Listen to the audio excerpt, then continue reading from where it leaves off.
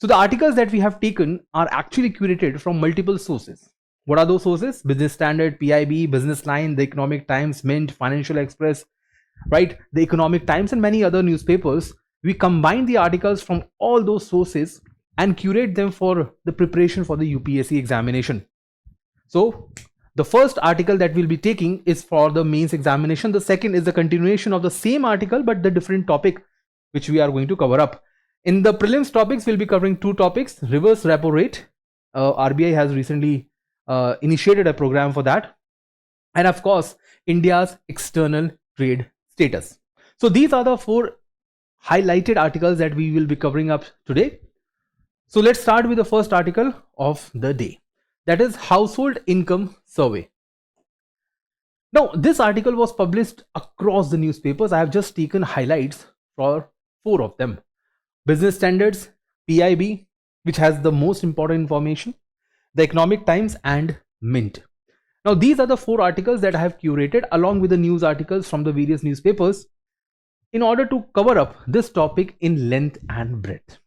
Now, when we say how to cover up a topic for the mains examination, it is simply that you should know the pros, cons, analysis so that you can easily write at least 150 to 250 words of answer in the examination. So today also we'll be doing the same thing. We will dissect this specific household income survey, also known as HIS, which will be conducted next year, 2026 February, to know that is this topic a potential for the examination or not. And within the same discussion, we will also highlight some of the prelims related areas that will be covered up throughout this discussion. So let's start. Now, in the 2018 UPSC examination, surprisingly, they have asked a question on the survey. The question was on the situation assessment survey, which is also known as SAS. Of the agricultural household, consider the following statement. Now, the survey actually got completed in 2019. However, the question was asked in 18 because it was in news back then. That means what idea this gives to us? The idea is that the question was asked before the survey releases proper report. Now, survey was conducted, and this survey is not the first one. It has been conducted even before that as well. And survey has given some insights, and UPSC asked a question from that. The question was asking on the correct information, and the answer to this was C. The second statement is incorrect. That is, OBC does not constitute 60% of the family, which means that if you are reading a particular survey, it can be asked by the UPSC in the prelim examination. So we will be looking into some of the highlights of SAS survey as well. Let's start. The household income survey. Now, before coming into the dimensions of this survey, let me highlight something very important. Now, in economics, income equals to savings plus consumption, right? That is, C is consumption, S is your saving. Y is your income.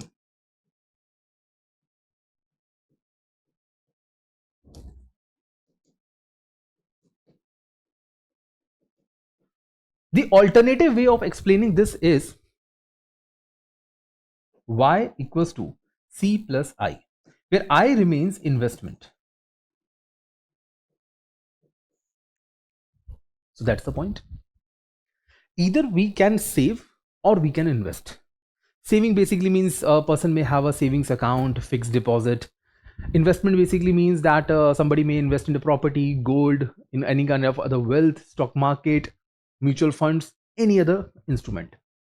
So whatever is the money which is left after the consumption, because consumption is the basic requirement of every human being.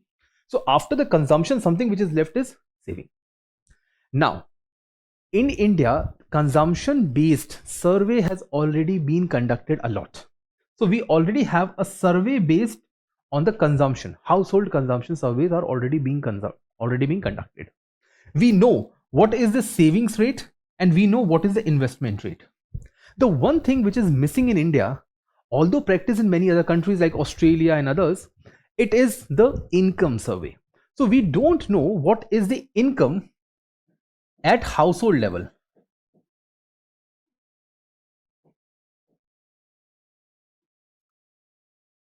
Once income is known, then we can easily understand what is the concept of consumption, which household is consuming what, and what is left for them for the savings. Which also brings us to the conclusion that once we have income survey, consumption survey, each household's savings can easily be deduced. How? We just need to subtract consumption from the income, we will get savings. So we have consumption survey, we will be conducting income survey. With both these, we will know per household savings in India. So this survey is very, very important, and it will give many benefits to us that we are now going to discuss about. So let's start with the survey, the objective, the reasons behind this survey. Now this survey will be conducted by Ministry of Statistics and Program Implementation. That is you can say a mother department or a mother ministry for all kind of statistical surveys. It will set to launch the Household Income Survey HIS, which will start in February 2026. That is before the census. It will be conducted by National Statistical Office, also popularly known as NSO. Previously, it was known as NSSO, National Sample Survey Office. Then why? This is the biggest question, that why we are conducting this survey. We are conducting this survey for a very basic reason, that is provide better picture of living standard in India. That is, what is the exact living standard of the people across India. Poverty incidence, if there is a poverty, how much does it impact each family? For instance, a family may be earning 10,000 a month but does not feel poor or poor. There might be a family which earns 30,000 a month but still feels poor. The reasons could be different, which is based on the consumption survey that we will already be conducting. Income and the wealth disparity will also be discussed in this case. That is, if there's a difference between the same household or one household to the other household, the neighborhood, inter-village comparison, intra-village comparison, within the city, intra-city comparison, inter-city comparison, interstate comparison. Consumers' behavior, that at what particular level of income consumer behaves like what. So a person earning 50,000 in village in India, his behavior will be different. A person earning 50,000 rupees in Mumbai and Delhi, his behavior will be different. Now this survey will help us to identify that kind of a behavior of a consumer. The currently used household consumption expenditure survey, right? It will help us to compare it with consumption survey, so that Y, S and C, that comparison I've already discussed, that will help you to identify what are the loopholes, what are the limitations that need to be covered up now. Targets. Average income will be calculated. It will, see, number one, it's not a census. What is a census? Census means when every part or every unit is being calculated, every unit is being surveyed. That is known as census survey. This is going to be a sample survey. So around, as far as my knowledge goes from the economics section, it will be around 1 lakh households from India. Now together we have around 20 to 30 crore households, even more than that. From that large number, only 1 lakh or even slightly more than that will be surveyed, which will be acting as a sample from an entire population. If we cover the entire population, it is known as a census. If we cover just a small part of that population, which can represent the attributes of the entire group, it is known as sample. So this is a sample survey. It is a sample survey. Both rural and urban will be conducted. Is consumption survey stopped? No. Income survey does not mean we will stop conducting the consumption survey. Both income and consumption will be conducted, and then savings will be deduced. Other dimensions, previous survey, did we conducted any such kind of a consumption survey or income survey before? Yes. In India, we tried that in 1955 and 59, that is 9th round and 15th round of NSSO.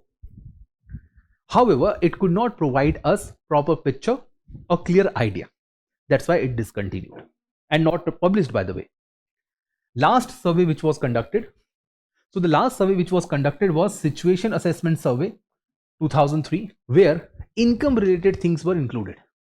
Again, not up to the mark. So they have been trying this again and again. We will discuss this Situation Assessment Survey SAS properly just few minutes from now. Place of the survey, rural and urban income both will be included, both will be surveyed, sample will be taken from both the directions, right? So methodology yet to be adopted. They have not adopted any methodology for that. How income will be conducted, how samples will be taken up, how perception or probability will be taken up. All those things have not been devised yet. For this, they have taken a technical expert group. This technical expert group, as it was mentioned in PIB, will be under the Surjit Bhalla. Now, Surjit Bhalla is a very renowned statistician and an economist, and he has been a member for many important organizations, including Niti Aayog and Finance Ministry, obviously. Now, this person currently is associated with International Monetary Fund, has conducted many surveys in his own capacity. So now he will be suggesting certain methodology and task, which will help us to conduct this income survey. Benefits. Now this is, guys, mains related arguments. This is properly mains related arguments. Now, as a survey not being conducted yet, survey will be conducted next year, so we don't know what are the outcomes of this survey is going to be. So stay tuned with us. Whatever the survey's results are going to be, which is also the UPSC's focus, we will be covering that. And not only UPSC, that is also important for your many PCS examinations as well. In fact, your banking examinations, SSC examinations, and many others. Benefit. It will give better picture of poverty incidence and wealth inequality. That is one of the objective also of this survey, to identify, because see, conducting a survey to identify the poverty is one of the toughest, because every time in India, poverty has mostly been conducted on paper, or even if it has been conducted, accurate data has always been missing. Whether you talked about Lagdawala committee, you talked about Suresh Tendulkar committee, C. Rangarajan committee, anyone, we have always been skeptical about the exact data. Over-reliance on per capita income will be relaxed. Today we say that if a per capita income is above certain threshold, per capita income is per person earning what? Annually or monthly. So the poverty rate that was deduced by C. Rangarajan committee or Suresh Tendulkar committee, both of them were based on the consumption per capita expenditure.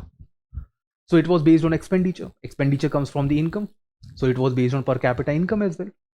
But that does not give us the true idea, because we did not had a proper income survey. So identifying a consumption was based on the you can say survey of person to person, which is not the case now. Now we will simply go to a particular family, to a particular household in rural and urban area.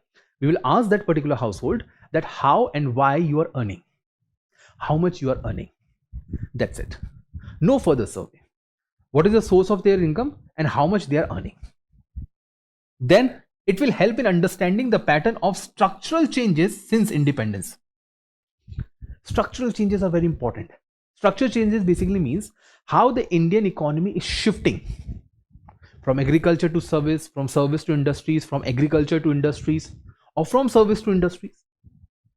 And since independence, whatever data we had, we will compare that with this income data, and we'll try to identify and compare both to find out how much did we progressed.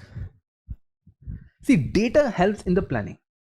So this will also help us to identify a proper planning process in the future. Help in the performance of the evaluation of government schemes and programs. Let's say MG Narega. Now MG Narega is a scheme which helps us to, MG Narega since 2006 rolled out. We have been providing cash payment to certain adult members in the rural households. Now that's a government program. So it increased the per capita income in the rural area. It increased the consumption pattern in the rural India. It increased the prices of the rural products. Now, given these three things, did it actually reduce the rural poverty? Did that is the rise of that per capita income has actually impacted in the reduction of the poverty? Did it actually created a quality employment? Is government scheme actually beneficial? So we say MGNREGA scheme is there, Antodaya Anna Yojana scheme is there, we have self-employment scheme is there, Stand Up India, Startup India, Make in India, all those schemes, are they really helpful? So performance appraisal of a particular government scheme would be easy given this survey. Coming to the next, India would join the league of many nations like Australia, US, Canada, South Africa, where these kind of surveys are already being conducted. Now, let's not be too optimistic about this survey, because this survey may have certain limitations. Number one, seasonal fluctuations. Now, there are many people in India who are employed on the basis of seasonal employment and also faces seasonal unemployment. So they are employed when the agriculture sector is on the peak. They are unemployed when the agriculture sector is on the lean. So when there is a lean period of the agriculture sector, they may be involved in MGNREGA. But such kind of things are not available in the urban areas. We don't have MGNREGA for urban areas. So there's a seasonal fluctuations that we see. That will be a tough task for the sample survey to include. Limited access to the accounts from the households of employers. Now let's say I am the businessman and I employ 5 people. How much income I'm paying them on record? Will I be able to give that to the government? So honesty from the side of the employer is already a major concern. The data may be tweaked. Uncertainties in the selection of the sampling units. Let's say out of 100 families, we have selected 5 of them as a sample. Is that sample the correct one? Is that sample of 5 families represent the entire 100 family society? So selection of the sample size remains a very important issue, especially given the diversity that we have in India. Unreported income, that's the biggest challenge India has. This is true, guys. Let's say you are, or I am a family person, I have a household, and a sample survey person comes to my house and asks, how much do I earn? My first reaction would be, why you are asking this? Are you from the income tax department? So I'll put such kind of weird questions to that person. I'll took it as a matter of skepticism, as a matter of uncertainty, as a matter of threat on my source of income. So I may lie.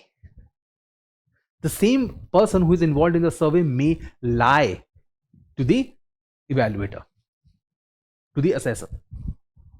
So this is a very big problem. That will the people report exact or the true income, especially in urban areas where tax evasion is very high. And the lastly, difficulty in assessing various income streams. Okay, let's say a person has said that I earn 50,000 rupees a month. Really, it would be really tough because each family within a locality, within a village, may have different patterns of earning. So let's say there are 5 families and all of them are earning on an average 50,000 rupees, because average income will be conducted.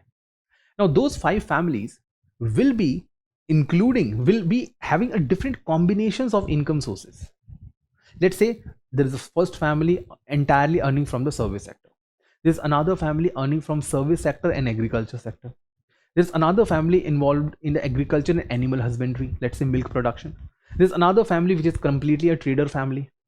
So the composition and a sample, again coming to the same point, identifying a sample would be a very difficult task. If that's not done properly, this survey will give a very, very wrong interpretation. But I think we should also all trust our NSO and our organizations, because they have one of the best statisticians in the country. So I think these problems will also be solved by them in the given time frame. But we should understand this, because this is a very important challenge. And if this kind of a question is being asked in the UPSC mains examination, you should be able to answer at least these 5 points and the benefits that we have discussed. Now, coming to a very important thing, the organization which is conducting this survey. This organization is NSSO. Now it is called as NSO. So let's understand about this. This slide will help you to get the idea for the prelim examinations. Established in 1950, NSSO, right? In 2019, it was merged with Central Statistics Office, and together they were called as, so NSSO plus CSO now are called as National Statistics or Statistical Office. So together they are now called as NSO. Now they conduct a survey in rounds. So whenever they conduct a survey, it is known as rounds. So 9th round, 20th round, 50th round, 70th round. So these are the rounds of surveys which they conduct. They have headquartered at Delhi. They works under the Ministry of Statistics and Program Implementation. That is the reason when NSO will conduct this household income survey, it will be conducted under the Ministry of Statistics and Program Implementation. Coming to the next point, functions. Very important. You should know the functions of the important organizations. UPSC always asks questions from these areas. Number one, they conduct a nationwide survey. States, yes, they conduct state level surveys, but their main target is the nation level. Data collection, processing, analyzing, publishing official statistics report, and supporting national planning and policy. Planning and policy lies on the foundation of reliable, authentic data and most accurate data possible. Although samples have their own issues, but still, sample surveys should be conducted because they help us to plan the future, evaluate our policies. Are we doing something right or not? So NSO helps in that. How many surveys they conduct? Although they conduct many surveys, but I have given you the list. Do not forget this. That's very important. Consumer expenditure survey, very important. Very important. So when this survey will be released, the next round, we will discuss that. Employment, unemployment survey, very important. Again, we will be discussing that as well. The next round we will be discussing. Annual survey of the industry is important for your IIP, inflation and other ideas. Periodic labor force survey, which gives us the idea about the employment and unemployment in India. Urban frame survey, urban economic activities. Consumer price index, situation assessment survey, I'll be discussing that in much detail, and index of industrial production. However, it has actually been a part of CSO, that is Central Statistical Office. So these are the major surveys which are now being under the proper heading of NSO. NSSO or journal is there, which is known as Sarvekshan. It's a biannual publication with survey results and analysis.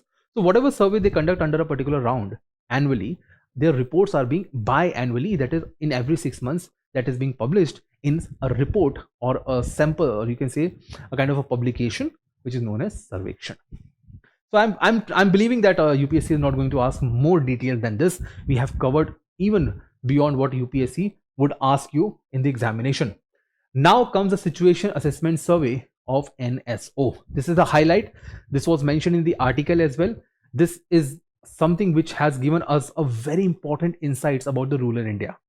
Now this survey, actual name was Land and Livestock Holdings of Households and Situation Assessments of Agricultural Households. So this is the entire title of this survey.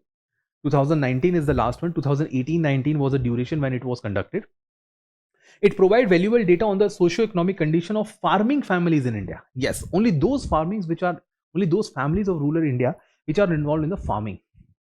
So we all know that around 65 to 70% of India's population lives in rural India, and out of that 45 to 46% actually is involved in the agricultural activities. So only that part of the families are being covered over here. Now this was a sample survey. It was conducted around 80-90,000 families. Only families, individuals were not conducted. Entire India, every household was not conducted. It was a sample conducted by NSO. What they have talked about, they provide very important details about wage income, receipts and expenditure of rural households involved in agriculture, productive assets if they have, do they have the debt on them, how many households have debt on them, operational land, right, how much the land area that each family has ownership, livestock they have, buffalo, goat, cow, right, pigs, hen, fowl, poultry and others, how much they have, farming practices, are they using the modern tools, are they using the tractors, Awareness of the technology, do they know the latest technology which is there in the market? And access to the resources, do they have access to every possible resource available by the government of the private sector? Do they have access to the proper banking channels? Do they have credit cards? So this in survey was a very, very important survey which gives us too many insights. I'm going to discuss 3 of them with you. This was conducted in 2019 in the 77th round. Now, first finding is with respect to the caste division. All right. Now, as far as agricultural households are concerned, the majority of the agricultural households in rural India are from other backward community or other backward classes. Then comes non-agricultural households, also this. So whether in a rural household, whether a family is in the agriculture or they are in the non-agriculture service sector, industry sector, trade, transportation, whatever, they are, both the sides, OBCs are at the highest. The least is going towards the STs, which means that scheduled tribe population is least involved in farming practices or non-farming practices. So where they are involved? First thing is first, their population itself is very low. The population of OBC is very high. It is more than half of the India's population. So that's the point. So that's why this survey gives us the clear-cut picture. Now, rural households, there also we have higher OBC population. Now, the UPSC question says that it was 60%. Actual data is 45%. So the UPSC questions turns out to be that statement was wrong, hence the answer was 1 and 3 only. This much detail the UPSC is asking. Size of the class, the second important dimension that I am going to discuss is with respect to the holdings. How much land area do people have? So the households which are involved in the agriculture, right, the highest percentage comes to 0.4 to 1 hectares. 0.4 to 1 hectare, that is majority of India's population which is involved in the agriculture does not even have more than 1 hectare of land. Imagine the case. 35% of rural Indian households which are involved in the agriculture, they have less than 1 hectare of land. Only 0.4% of them have more than 10 hectares, which are one of the greatest or the largest farm holders. Mostly they are found in Punjab and Haryana. On the other side, the non-agricultural households, that is the household which are involved in service sector, industrial sector, transportation, trade and other things, those households have 0.01. Now basically guys, this area that you see over here, what are these? This is not the agricultural households. They are the houses, construction, residential places, farmhouses. Let's say a godown, let's say a warehouse. It's not agricultural land. So basically guys, this is one of the reasons why India still remains poor in the rural India. Availability of land. And as the population burden increases on the people, as the population burden increases on the economy, this is going to be further less. Ideally, India's share should have been somewhere here. Now look at the case, less than 2 hectare. This is the population of less than 2 hectare. Less than 2 hectare. 35, 34. So around 80 to 8, around 85, around 85 to 90% of the India's population is living less than 2 hectare of. So that's why government's focus has always been towards giving the ideas, plans, schemes, benefits to those people who are involved or known as small and marginal farmers. Small and marginal farmers. Now this is a potential topic for UPSC as well. We have seen what they are asking, what they have potential to ask. They can ask questions from here as well. And the last one is average land holdings. So the average area land holding per household, half hectare.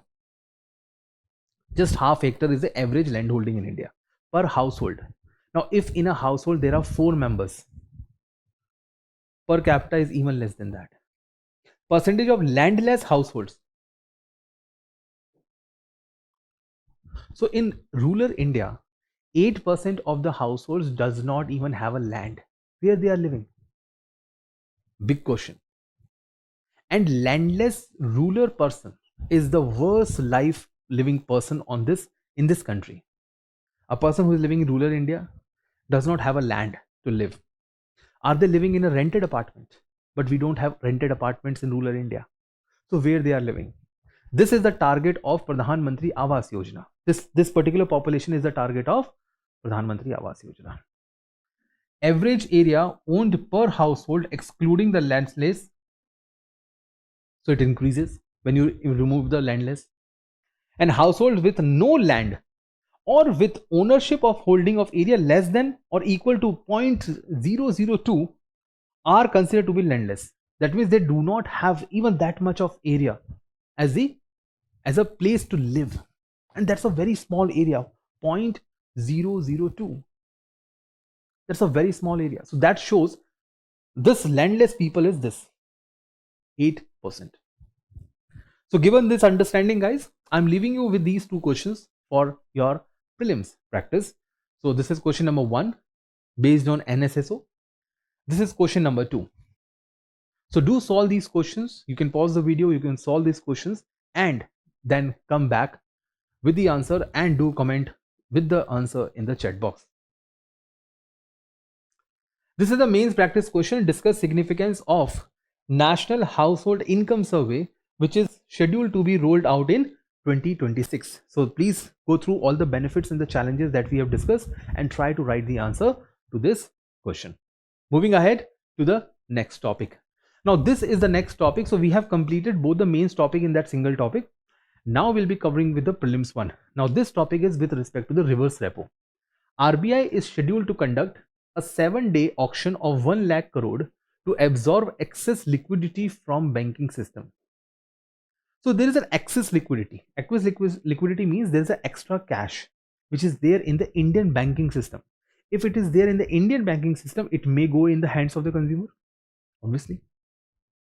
If this excess money will go in the hands of the consumers, it will create inflation. And we have just went under 3% of the inflation. It's a very ideal inflation for India right now. So RBI does not want to take risk to increase the inflationary pressure. They've already reduced the repo rates. So this gives a sign that even RBI is optimistic about the future. So they don't want to take risk. This article we have taken from the Business Line. Another article which was published on in the Financial Express has the same thing, that RBI to conduct 1 lakh crore of reverse repo. Now this reverse repo, what is this? Why RBI is conducting that? What happens if reverse repo is increased or reverse repo is decreased? Let's start with that. So reverse repo or repo is part of liquidity adjustment facility. Now our previous year questions have been asked, as you can see. So we are in line. This discussion, this class, this current affair discussion is completely in line with what UPSC has been framing up. If RBI decides to adopt expansionist monetary policy, which of the following would it not do? 2020, right? With respect to the Monetary Policy Committee 2017. So Monetary Policy Committee, repo rates, reverse repo rates, liquidity adjustment facility, right? Standard deposit facility, CRR, SLR, all these are the important monetary tools or monetary policy tools adopted by RBI. As a result, UPSC has this topic to be a very frank, very friendly topic for the examination.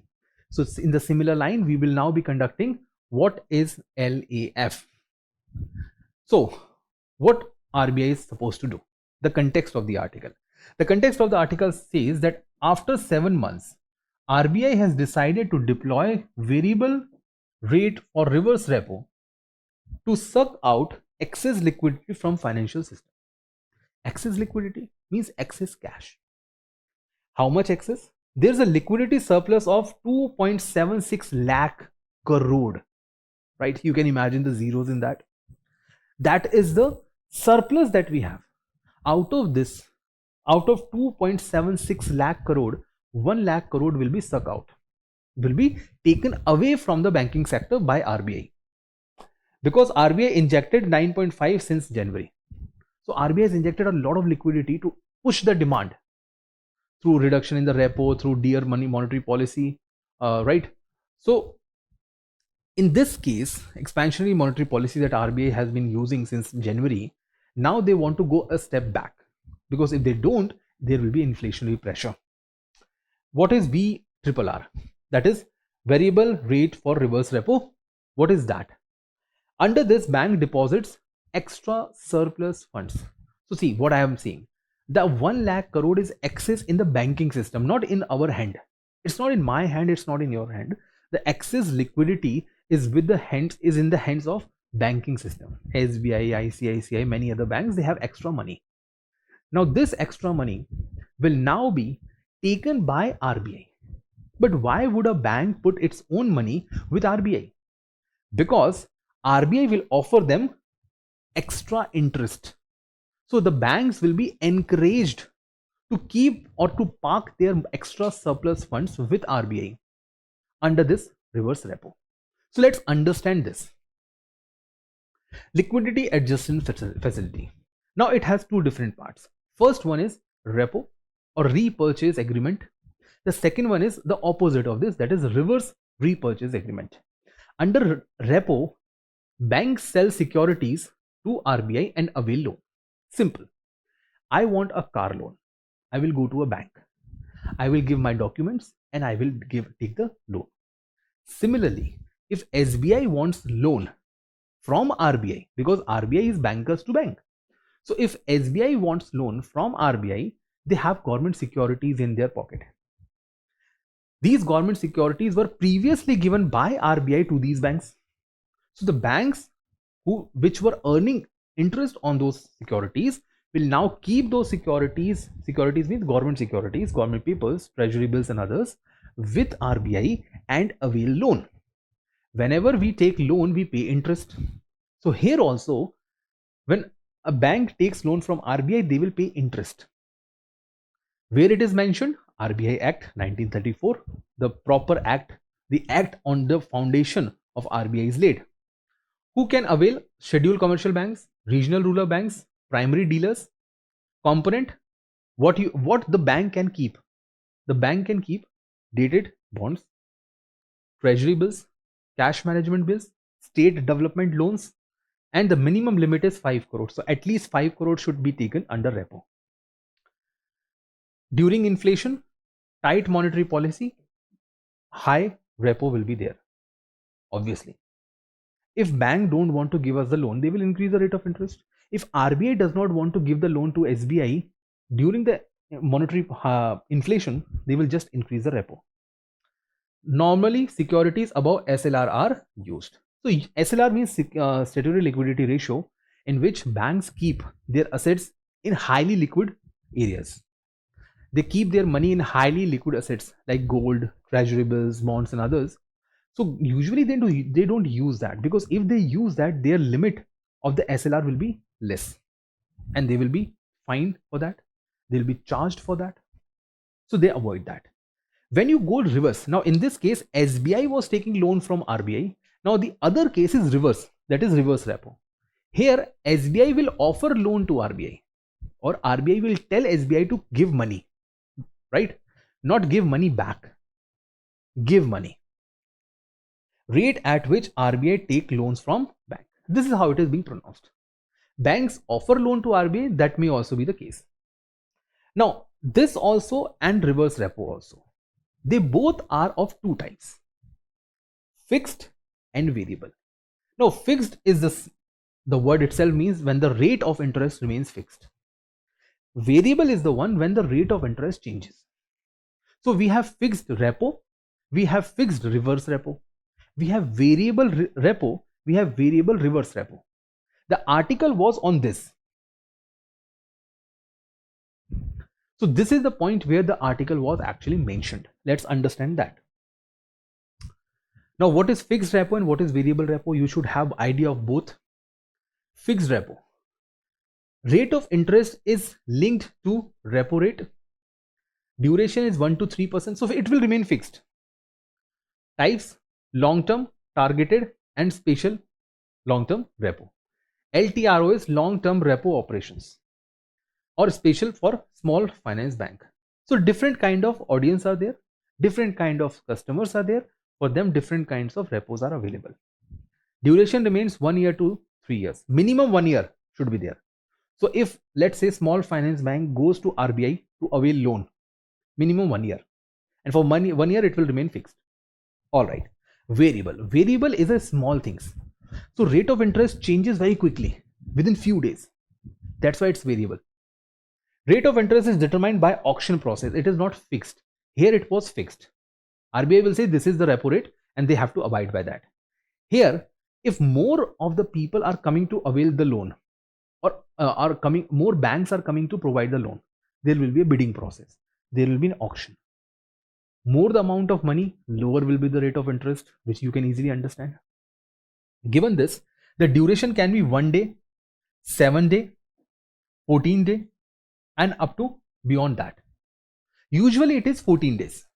But in the news article, it was for 7 days, just for 7 days, just for 1 week. The window will open. LAF, liquidity adjustment facility window, is not available 24/7. It is on the RBI's discretion. So now RBI has the authority to start it or end it. So this Friday, RBI opened this window and it will remain open for 7 days.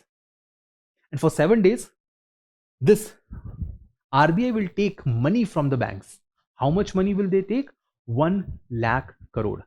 What is the rate of interest will be decided by the auction. So this is what your variable repo rate is all about. Now let's understand two cases: increase of repo, reverse repo, and decrease of reverse repo. When there is increase of repo rate, these are the steps that will take place. Number one, banks find it more attractive to deposits.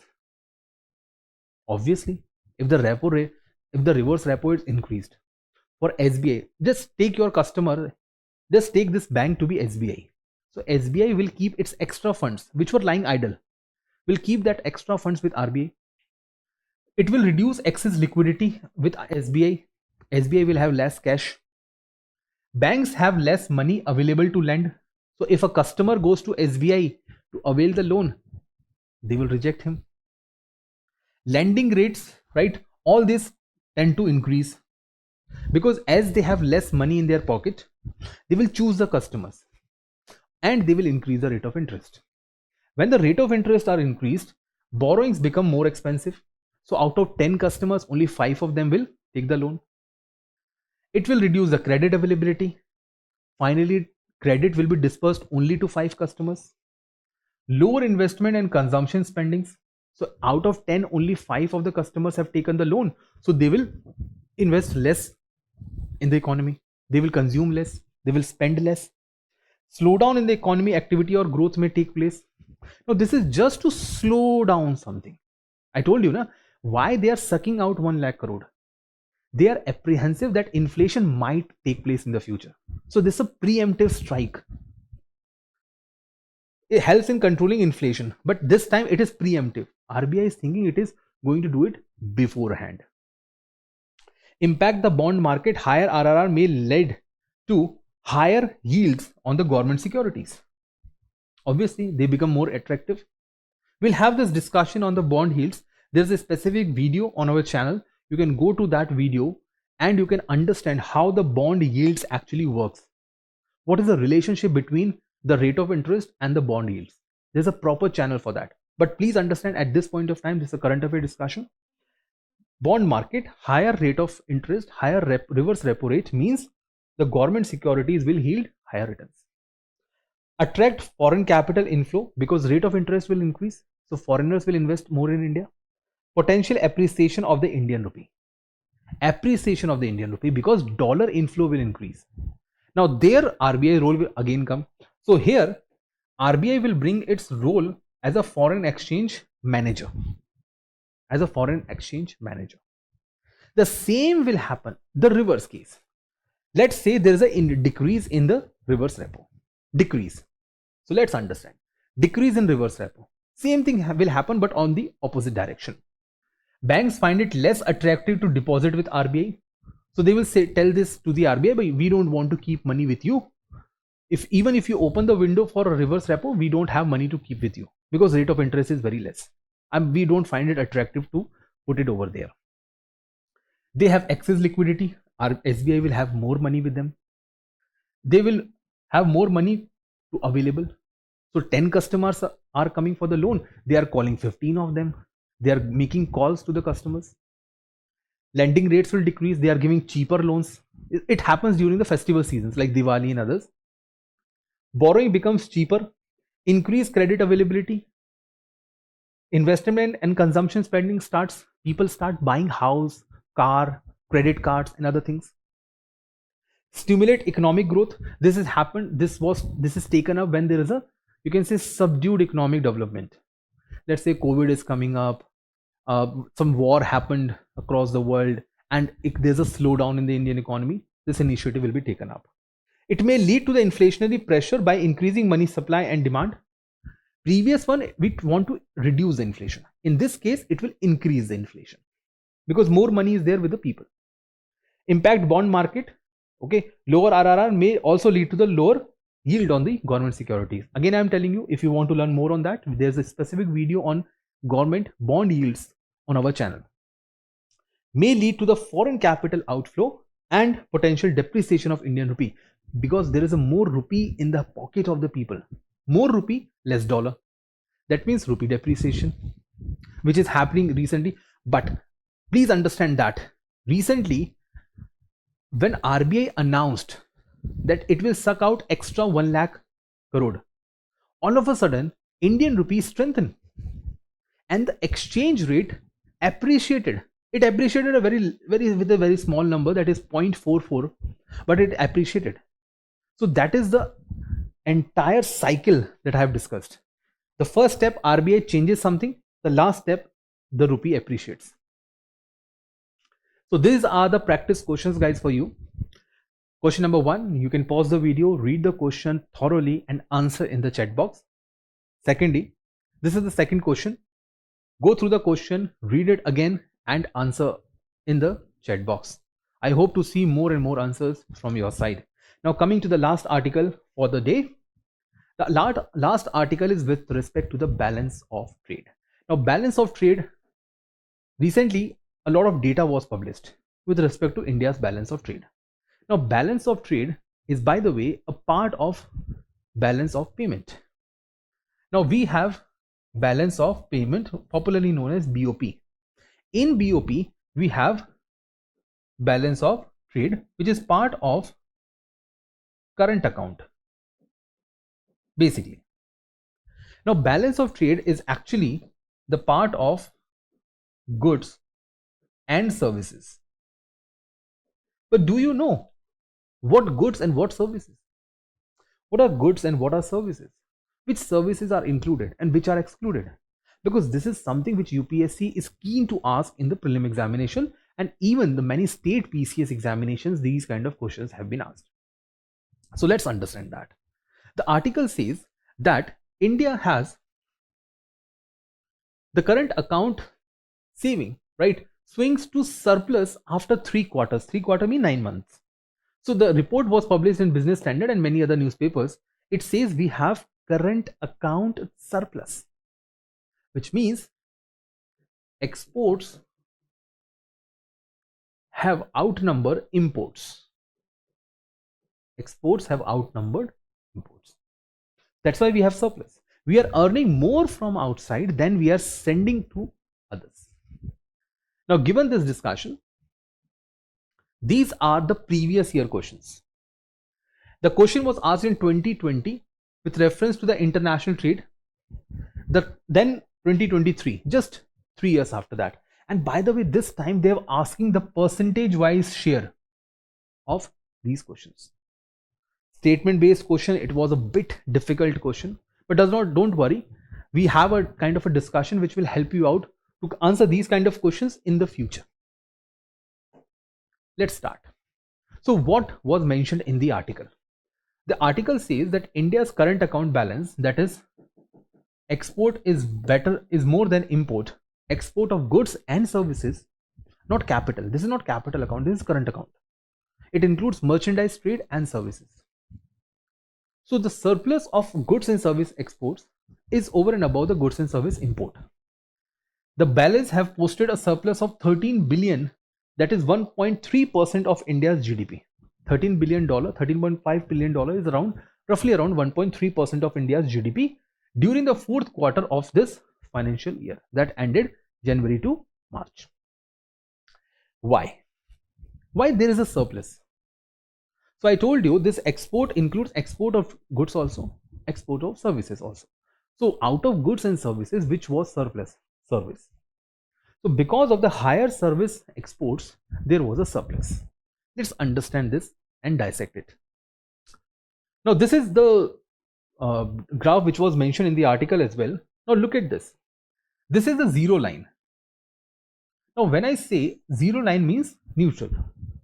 Anything above this shows surplus. Surplus means at this point export is more than import, then at this point, and now at this point. So frequency of export surplus or frequency of current account surplus has increased in just last 4 years, thrice.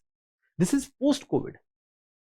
So after COVID, India has registered 3 times the current account surplus, and that's really good. We should be happy with that.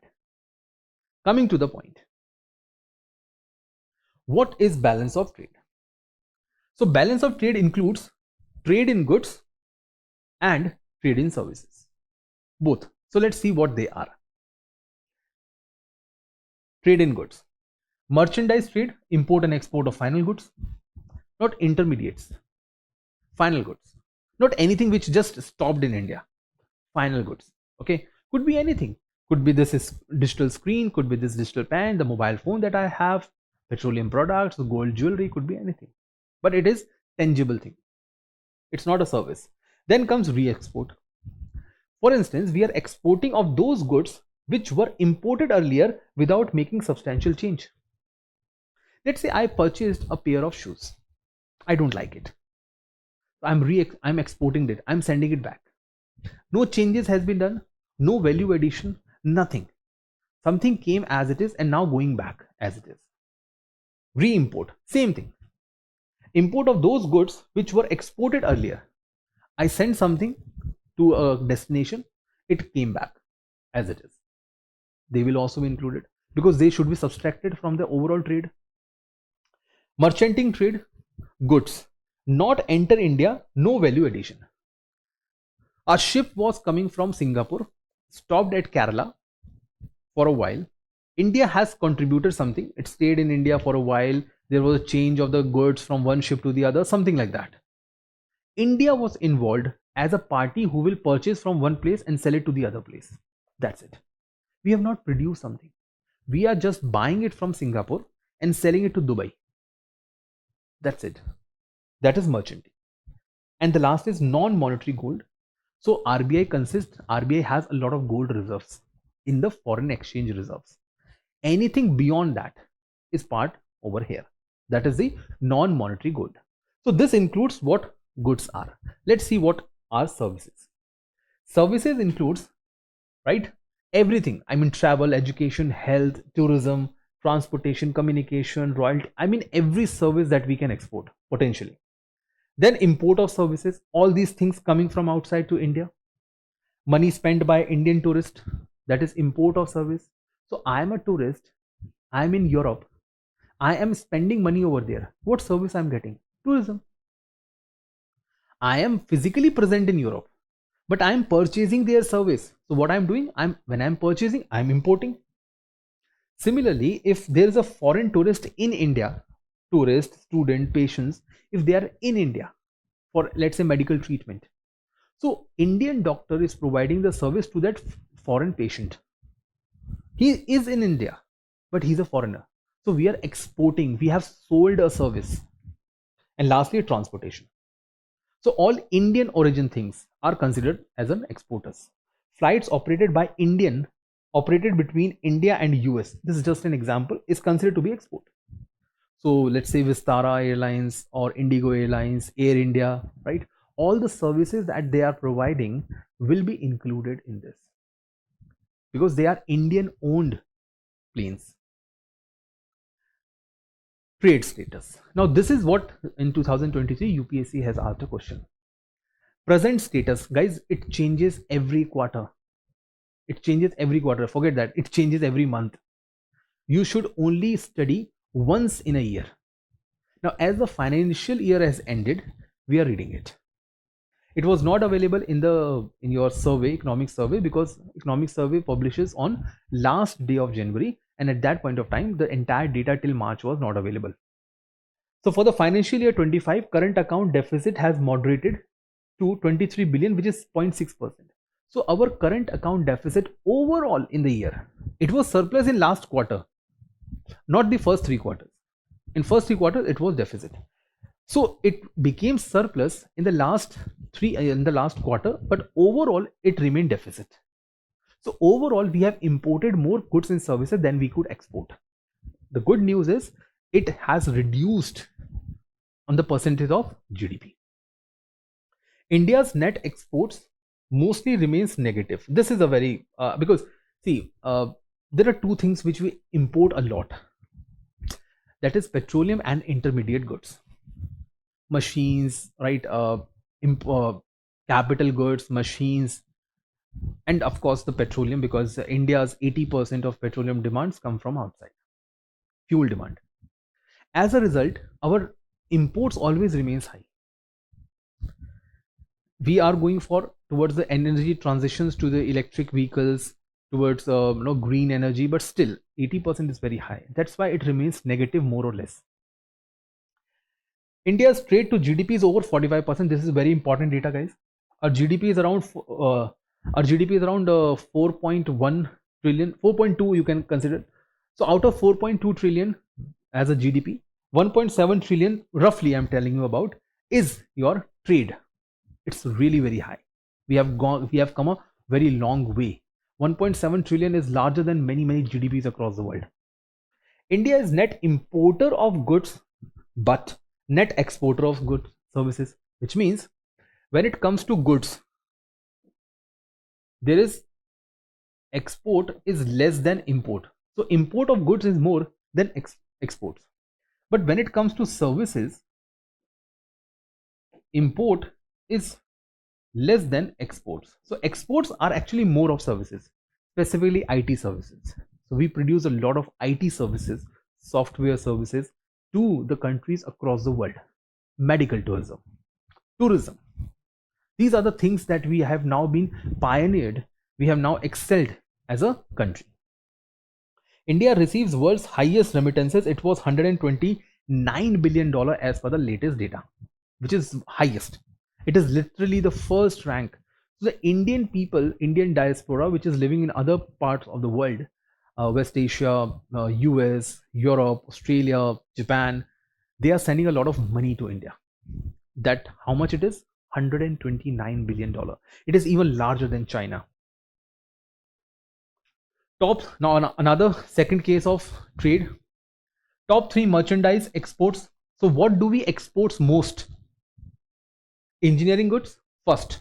Previously it was on second position, followed by petroleum products, third gems and jewelry. Please remember this order, very important. Top 3 exports of destinations. Where do we export more? US, UAE, Netherlands.